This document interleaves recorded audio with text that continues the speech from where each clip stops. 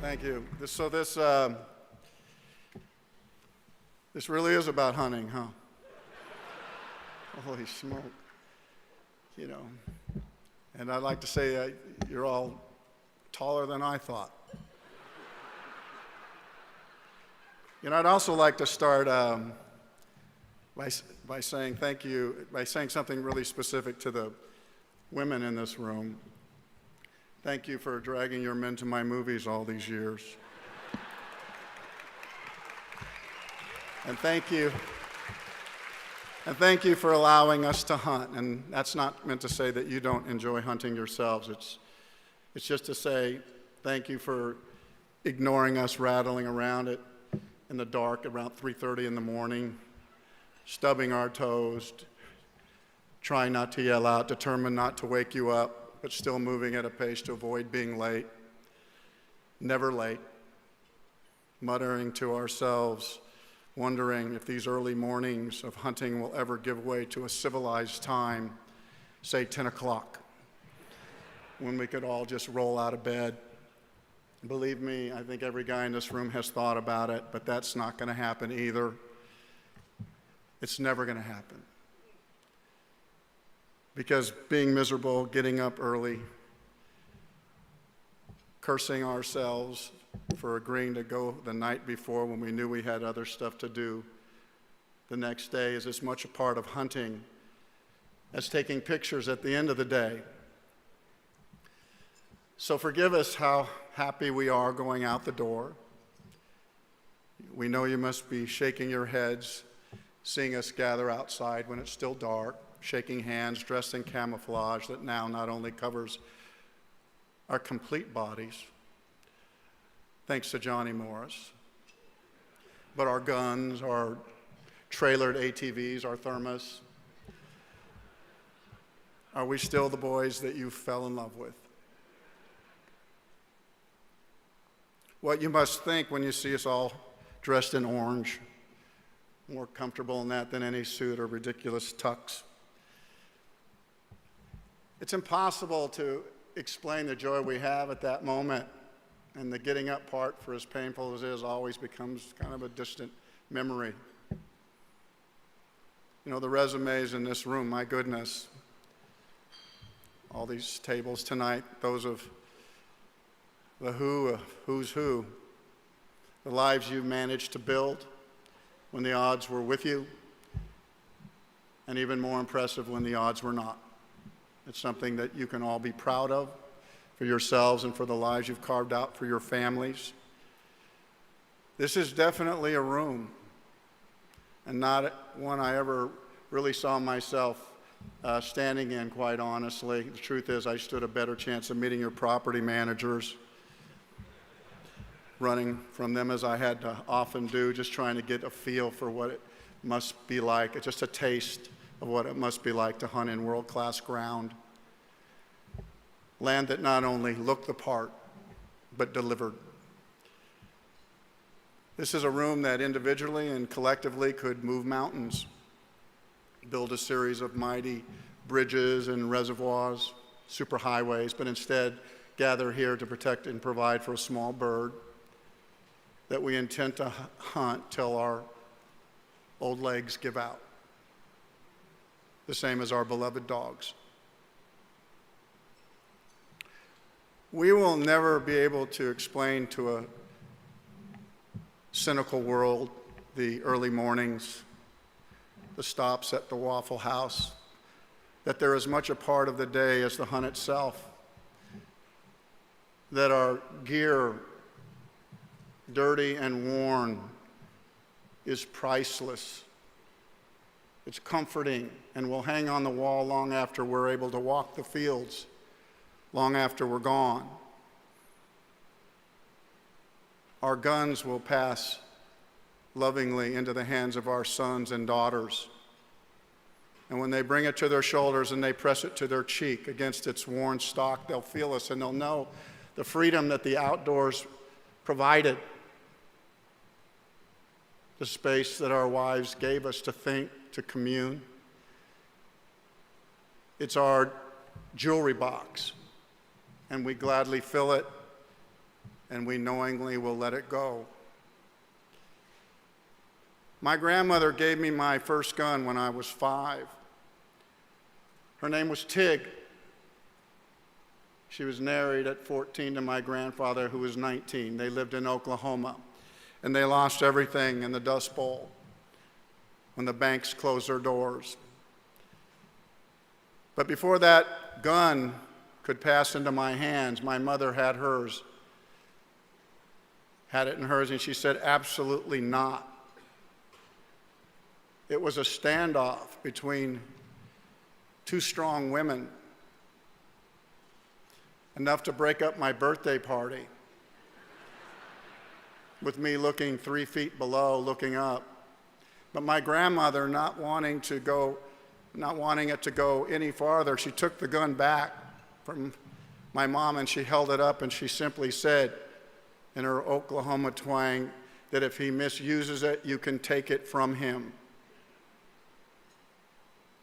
My mother agreed without a word, and my grandmother bent down and handed it to me. Those words spoken to my mother never left me, and neither did that BB gun.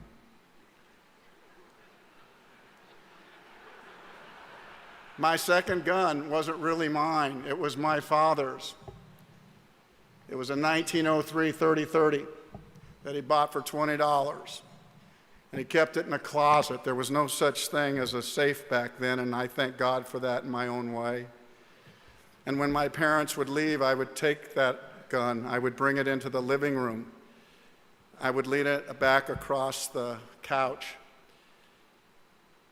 It was too heavy for me to hold, and I would aim it at the TV, dropping every bad guy before the hero gave them too much time, which in my mind they often did. I dry fired that 30-30 so much that the night before my father was to leave on a deer hunt to the high Sierras, he realized that the firing pin was broke.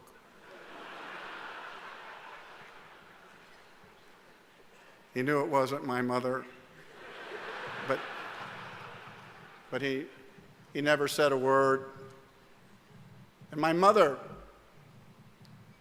she went out with him that night, and together they bought a gun that they really couldn't afford, so he could make the trip the next day. I never understood how something I love so much could get me in so much trouble. But that streak would continue with that gun, and I remember taking it to sharing day in kindergarten. I carried it to school. Nobody walked kids to school back then. I just drug it through the neighborhood. All I know is that I was told to bring our favorite thing, and that's what I did. I'm not sure what happened after that, but I remember being sent home with a note pinned on my shirt. I didn't know how to read, but came to know that if my parents wanted the gun back, they would have to come and get it themselves. I wasn't in trouble all the time, but I was in trouble a lot. I never saw that gun again until much later in my life. My next gun was a Benjamin pellet gun. It was the gun that really taught me how to hunt. You learn a lot when you only get one shot and you're hunting on someone else's property. It was passed down like most things I had, but that didn't matter. What mattered was it didn't have the arm of the bolt anymore to pull it back. So I put a screw and a nut through a tiny hole to make it work, and when that finally wore out, I just started carrying a rusty pair of long nose pliers that I could get out as fast as any gunslinger and pinch that bolt and get it straight back and ready to go. Everything I killed with that gun, I ate. Every skin I took, I tried to sell at school. And that became as big a problem as the 30-30.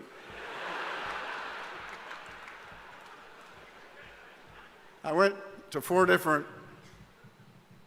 schools during my high school years, 4 different ones, because my dad's job, he only had one his entire life. So when they said he had to move, we did. He'd experienced the Dust Bowl as well through the eyes of a child. He saw what it did to his family, his father, and the other families he'd known. It marked him forever, informing the choices that he made the rest of his life. He knew the value of a job and refused to let another man outwork him for his. And he reminded me of it often at a young age, how quickly things could be taken away.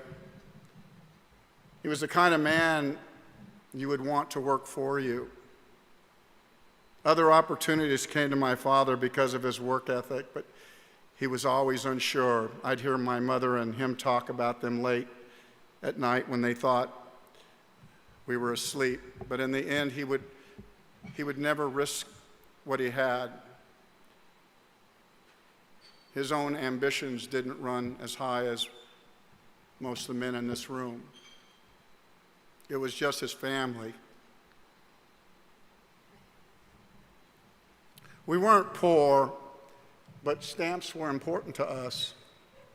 And I would paste them with my mother. We saved and packaged nickels. For me, it was fun, but for her, it was real. Our economic standing was defined by the Sears catalog that we would pore over. Whatever we wanted seemed to be in there. Whatever we could afford was always the lowest letter. My brother and I would look at the A pool table, how big and nice it looked. We'd take a tape measure and realize we didn't have a room big enough or a house big enough for it. Then we'd look at the B and the C table. They would never be ours. It would always be out of reach. It would have to be the D pool table, the one that looked like a card table that you could fold up, that wasn't any good. We would never be an A family. Except the day my father bought my mother an A washing machine and dryer.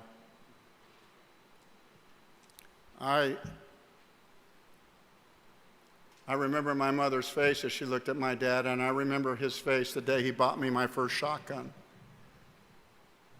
He never did that before, but he did it for my mom, and he did it for me on my 12th birthday. The next day, I took my hunter safety course. All I knew was I wanted to hunt any day, every day. I did not care about seasons, and I did not care about limits. Everything I knew about and dreamed about came from watching Kurt Dowdy's American Sportsman. I needed to know. When I watched that, I needed to know. I was in awe. Did these places really exist? My junior year of high school, I found myself living in the Central Valley of California. I was having a hard time with everything. My older brother was in Vietnam, and I was really tired of trying to fit in for the 3rd year in a row. I was lost. But then something changed my life. I saw a man out in the fields of Visalia with a dog as I was driving. It looked to me like he was hunting, and I pulled the car over and I just watched this private interaction between this man and his dog. He was hunting. I could see the gun carried to his chest. It was like art to me. It was a picture so perfect, so frozen in my mind in time forever. But it wasn't on TV. It was right there in front of me. And my life changed forever. The next day, I went out and I bought my own bird dog, a little German short hair. And suddenly, the world wasn't flat. I believe we hunted every ditch in that county, scaring up maybe one pheasant if we were lucky before school started. But it didn't matter. What mattered was I was out. But I still couldn't get to the land I dreamed, or even the land that was right in front of me. But now my dog could. And so apologies to all. I shot more than my share over the fence. Then came a moment that would really define my hunting career and how it would go forward from there on. It was the first day of pheasant season in California. I was in another school in Orange County. There's no pheasants in California, in Orange County, excuse me. So I drove out by myself to the Salton Sea on the other side of Palm Springs. It didn't look like the kind of ground that Kurt Dowdy would hunt with his friends. Fish and Game had dropped 300 confused birds in the desert and let the first 200 guys with guns hunt them. It was public land. It didn't look right. It was a D in the Sears catalog of hunting. There was no beauty to it. It was a mess. And I was miserable, and so was my dog. It was also dangerous, and I left. But on my way home, I saw something on the highway. It looked like reeds in the distance, and I could see some water, and I pulled off, and I headed down that dirt road right past a no hunting sign. I reasoned that I didn't intend to hunt there, so I kept going. And believe it or not, I scared up a mallard that my dog retrieved perfectly. It was then that I saw these flashing blue lights coming at me. I knew what was up at that point, and there wasn't much I could do with that truck bearing down on me. So when he took a dip out of sight coming down that road, I remember taking that duck by the neck and winging it as far as I could without my dog seeing it. There was a lot going on. The game warden stepped out of his car. I told him my story that I didn't like what was going on over there where the rest were hunting, that I thought it was dangerous. He said the same thing. He didn't like it either, and that's why he left. Then he said, I heard a shot, and he asked me if I'd gotten anything. I said, no, I missed. But behind him, I could see my dog had left us.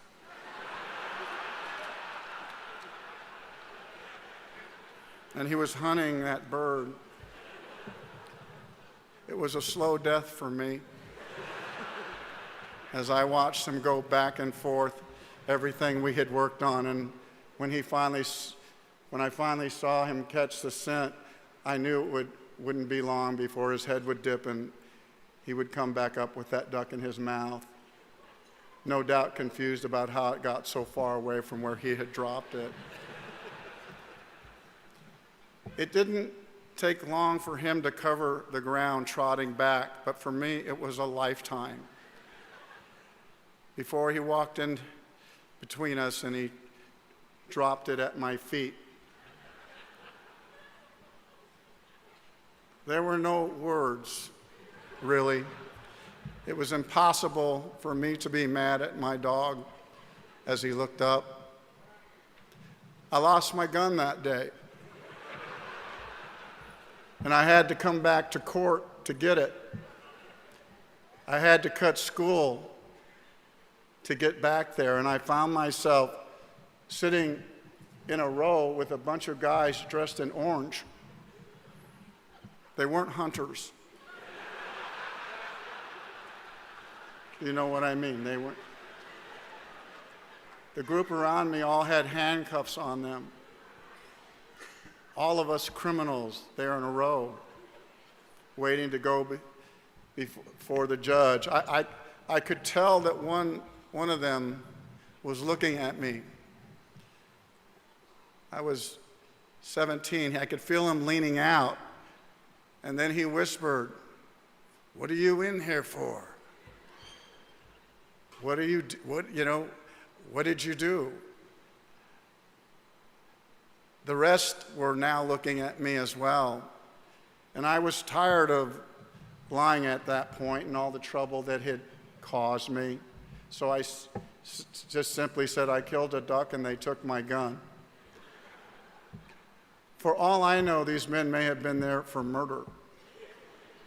But there were enough laughs that caused the judge to look over. I never looked to my right or left again, but got the thumbs up from all of them as I walked out of court.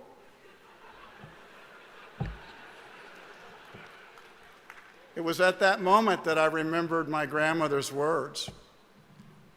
If he misuses it, you can take it from him.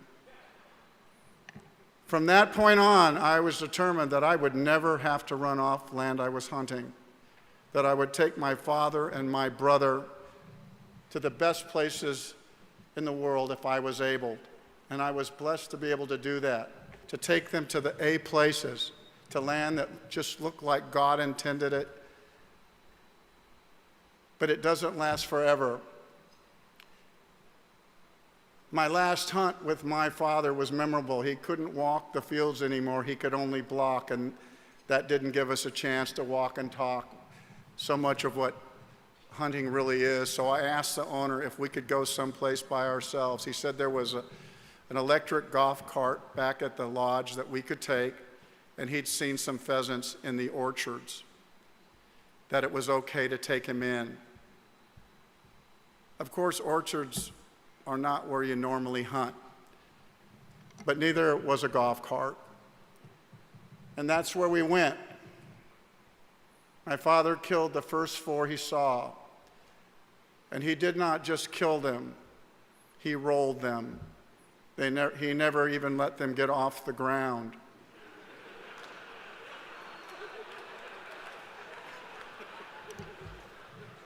Normally, I'd be embarrassed, but it wasn't.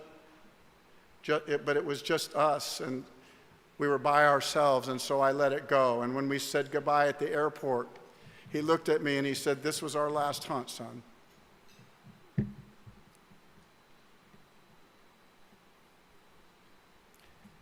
And I knew he meant it, and I knew it was true.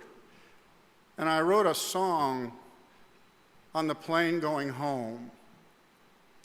I risk playing it for you tonight, but I feel like I have a lot in common with this room, and hopefully you can help.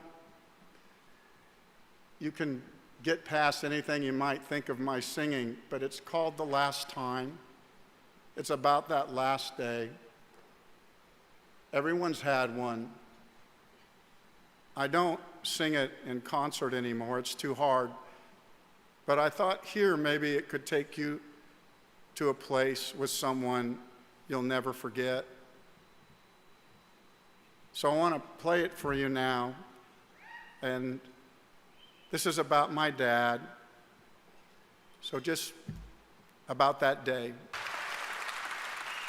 Thank you. You know, I'm going to end tonight. Thank you. And this was the right room. I want to end tonight by reminding you of that 30-30, the one that wasn't really mine, the one that disappeared, the one that got me into so much trouble. Both my parents passed away 2 years ago. They were 93. They met in the 7th grade, so you can do the math on that one.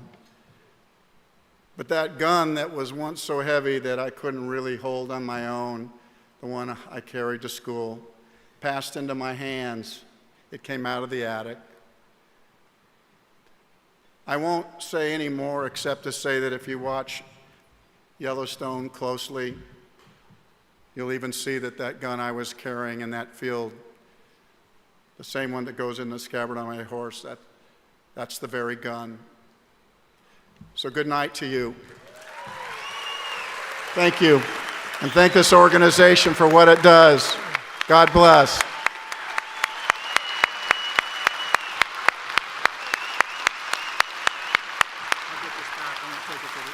Yes, don't leave. We've got a couple things I want to do here. You can hang with us. Kevin, thank you so much. I want you to walk right up here. We do this every year. And I want you to look over here to your left. And on the count of three, on the far end, we're gonna drop the banner here. On 3, 2, 1, let's reveal. There we are.